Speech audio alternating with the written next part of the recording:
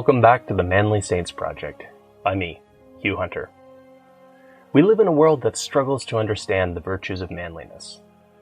Our culture doesn't provide young men, or any men for that matter, with a lot of positive male role models.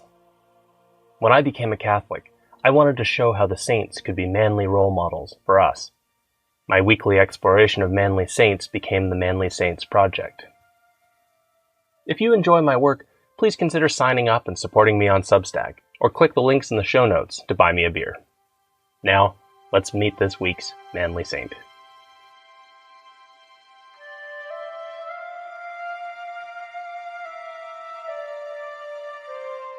Join me today to meet a man who followed his strange destiny to prison, to witness to murderers and pirates. Name: James Fenn. Life: 1540s to 1584. Status: Blessed. Feast: February 12th. In the summer of 1581, James Fenn was brought before Sir Francis Walsingham. Walsingham was officially a secretary to Queen Elizabeth I, but everyone knew what Walsingham really did. Sir Francis Walsingham was Elizabeth's spymaster. Walsingham had created a network of watchers, agents, and double agents that extended far beyond England into Europe. Like a spider at the center of the web, Walsingham received signals of change from all over Europe. It let him assemble a picture of what was happening in his lifelong struggle against the Catholic Church. There had been something a little strange about the Catholic troublemaker James Fenn, a nagging tug in the web that Walsingham couldn't quite interpret.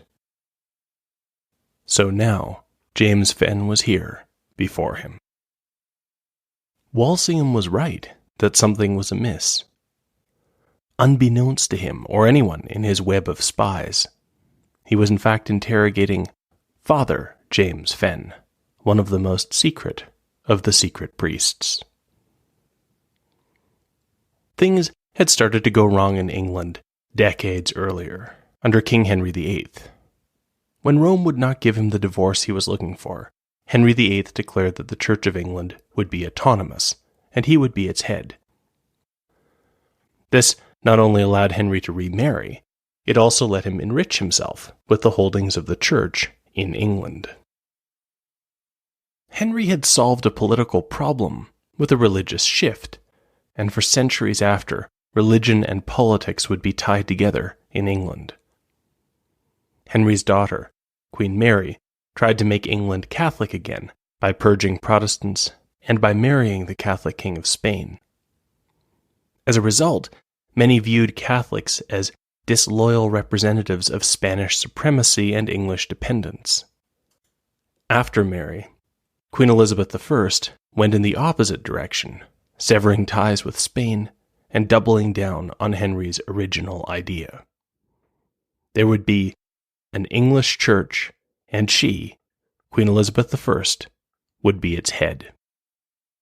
Catholics found this idea appalling. As a woman, Elizabeth could not even become a priest. How could she replace the Pope as head of the church?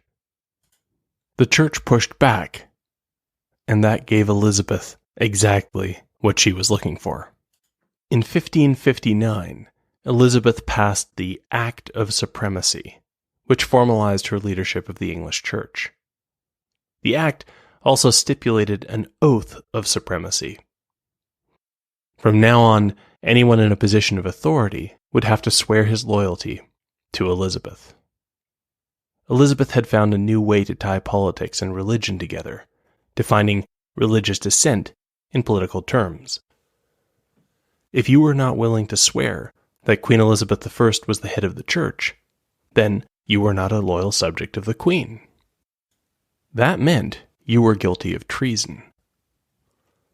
The cynical premise of Elizabeth's persecution of Catholics was that she was not persecuting Catholics at all. They were being persecuted for being traitors. And so it happened that in 1559, as the act of supremacy was becoming law, a young man named James Fenn was finishing his studies at Oxford University. He was the youngest of 3 brothers. All 3 of the brothers Fenn had gotten into Oxford on scholarship. James Fenn was a good student, quiet and soft-spoken, but with a knack for stating the truth in a way that cut through the noise. His 2 older brothers had done well, and now that he had completed his studies, James had every expectation of becoming a successful scholar, too. He almost certainly could not guess the strange, winding path that lay before him. In the graduation ceremony, newly minted BAs were granted the privilege of wearing their university's colors in a hood over their academic gown. But when James discovered that in order to receive his degree, he would be forced to recite the oath of supremacy, he took a step back, tossed the new hood onto the ground, and left. His degree was not worth his soul. It was an act of defiance that would change the course of his life. The young man's act of defiance caused a stir at Oxford. Many people were angry. But there were still a lot of Catholics at Oxford, and they admired James Fenn's conviction. A temporary change in how the law was enforced allowed the Catholic faction to give Fenn his degree anyway. And for just a moment, it seemed as though he might have the life of a scholar after all. But then, the law changed again, and Fenn was stripped of his degree. James Fenn considered his options. His act of defiance had closed off the path of the career he had been preparing for. But it had also introduced him to the network of Catholics who were increasingly going underground. Fenn could not be a professor, but he was certainly qualified to be a tutor for young men on their way to Oxford. And so Fenn found himself settling into a life not in the university, but at least connected to it. After some years, he met someone, married, and had 2 children, a boy and a girl. But in London, storm clouds were gathering. Queen Elizabeth was growing more concerned about the dangers posed by Catholics and, as she saw it, their Spanish backers. And an able young man named Francis Walsingham was rising to power, using bribery and coercion to build his network of informants. Of course, some people were happy to persecute Catholics for free. Everyone knew what James Fenn stood for, and that complicated his work as a tutor. On one occasion, an Anglican bishop had Fenn seized and demanded Fenn swear the oath of supremacy on the spot. Fenn refused. The bishop was about to hand Fenn over to the authorities when it was pointed out to him that while Fenn's refusal of the oath was illegal, so was the bishop's request that Fenn swear the oath. Ordinary people could not go around compelling others to swear things. If Fenn was going to prison, so was the bishop. Reluctantly, the bishop let Fenn go. For Fenn, the encounter underscored the point that he could not go on as a tutor. He considered his situation. His parents had been smallholding farmers, and now they were looking for younger hands on the farm. Perhaps Fenn could be a farmer. He packed up his family and moved back to the house where he had grown up. And for a few years, all was well. In fact, Fenn might have been left alone if he had not taken such a public stand for Catholicism at Oxford. In time, Fenn got wind of a plot against him. It wasn't illegal to be a Catholic, but it was illegal not to attend services on holy days like Ash Wednesday. The plan was to bring Fenn in to ask him why he had not been at the Anglican Church for those services. During the interrogation, he would be forced to swear the supremacy oath, and then they'd have him. When he refused, he would be arrested. So, it seemed that Fenn would not be a farmer, after all. He went into hiding, moving through the Catholic network, looking for some place to fit in. he finally found a place with Sir Nicholas Poyntz, a secret Catholic who had the political clout to keep his household fairly safe. Sir Nicholas took Fenn on as a steward. These must have been dark days for James Fenn. He had found a job, but it was not really where he hoped to be. Fenn had now gone from scholar to tutor to farmer to running someone else's farm. He couldn't see his wife and children. And then, more bad news. Fenn learned that his wife had died. His children were safe with friends and relatives, but Fenn must have been at his lowest point. It did not help that Sir Nicholas Poyntz, his boss, was a tyrant. He tended to fly into rages and threaten Fenn and those who worked for him. On one occasion, Fenn wasn't moving fast enough for him, and Sir Nicholas grabbed a scythe and told Fenn if he didn't hop to it, he was going to have his lazy feet lopped off there and then. But it was also at this point in his life that something became clear about James Fenn. He had a cool that was unbreakable. When Sir Nicholas threatened to cut off his feet, Fenn calmly turned around and said, "I pray you to wait patiently, for you shall see, if God will, that with all this slow pace, I will yet finish your business betimes, and wholly according to your desire." Sir Nicholas knew how to handle defiance, and he knew how to handle fear. He wasn't quite sure what to make of James Fenn's calm, quiet determination.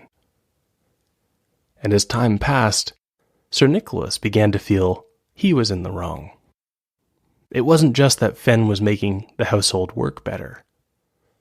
Fenn's calm, quiet example made everyone, from Sir Nicholas on down, want to be better. Sir Nicholas Poynt's household was part of the Catholic network, which meant that an undercover priest would visit occasionally to offer the sacraments. To everyone else, James Fenn seemed like a man who had missed his vocation. But the visiting priest saw things very differently.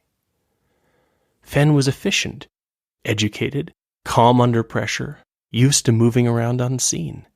He was perfect. The priest asked Fenn whether he had considered that his vocation might be to the priesthood. Fenn hadn't, not really. But as he thought about it and prayed about it, he realized that the priest was right. And so James Fenn set out for France to become a priest. He had already completed most of the schooling necessary, so before long he was back in England, back in the Catholic network, now bringing the sacraments to Catholic families, trying to slip through the strands of Sir Francis Walsingham's web. Walsingham seemed to have agents everywhere. He had agents in the Catholic network and in the prisons. Walsingham even had spies at the Catholic seminary in Reims. Walsingham's spies estimated that there were almost 500 active priests in England. Of these, 3/5 would end up in captivity. As the Jesuit Father Richard Holtby would complain, "They have suborned such a number of secret spies, who, under color of Catholic religion, do insinuate themselves into our company and familiarity, and that with pretense of such zeal, sincerity, and friendship, that it seemeth a thing almost impossible either to decipher or avoid them." And so it was not really surprising that Walsingham soon caught wind of James Fenn, the man who had refused to take the oath at Oxford. Walsingham's men caught Fenn as he was moving between houses. Perhaps Fenn managed to hide the things that would have given him away as a priest. Or maybe Walsingham's men didn't even think to look for them. After all, Fenn was still remembered as that Oxford troublemaker. Now, this reputation worked in his favor, especially since he still proved troublesome as a captive.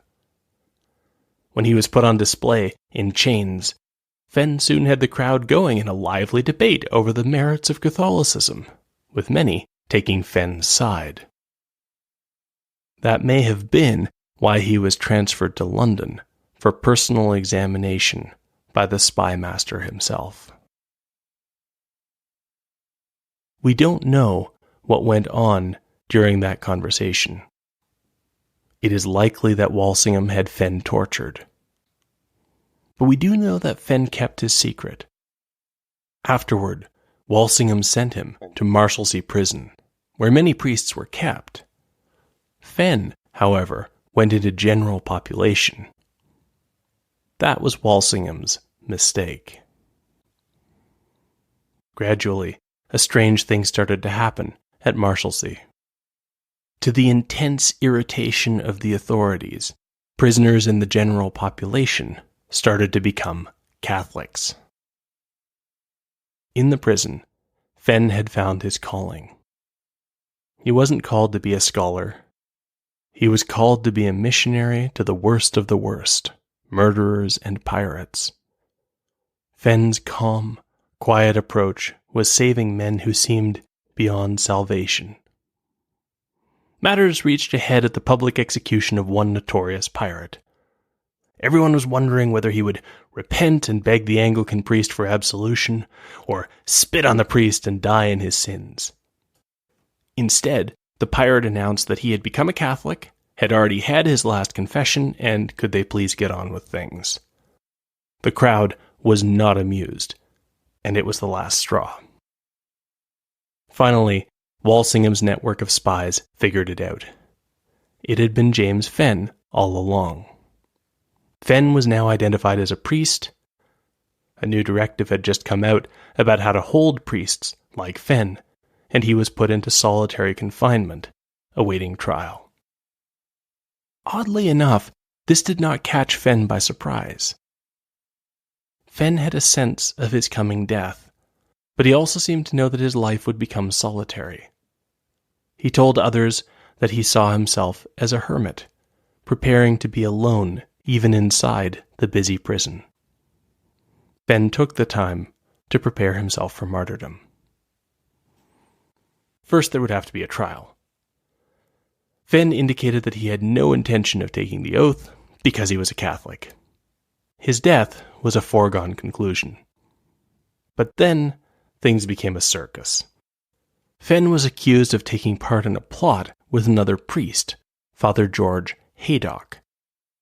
The trouble was, Fenn had been in prison, in England, when he was supposed to have been conspiring, in France.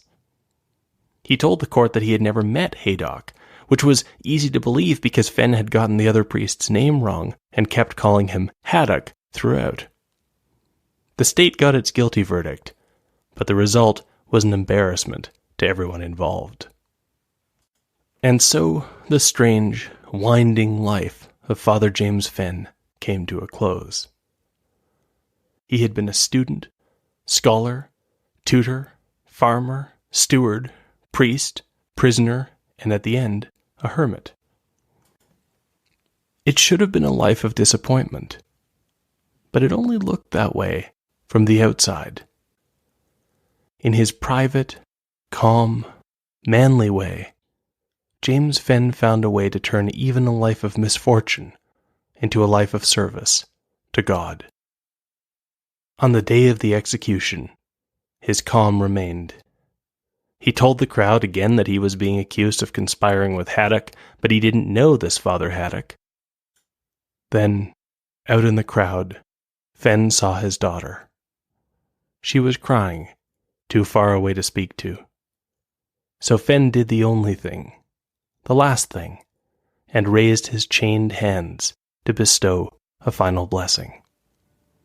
And then he was taken away to die. One of the guards had been watching. When another guard was rough with Fenn and the other priests, the first guard shouted at him, "These are men. Treat them that way."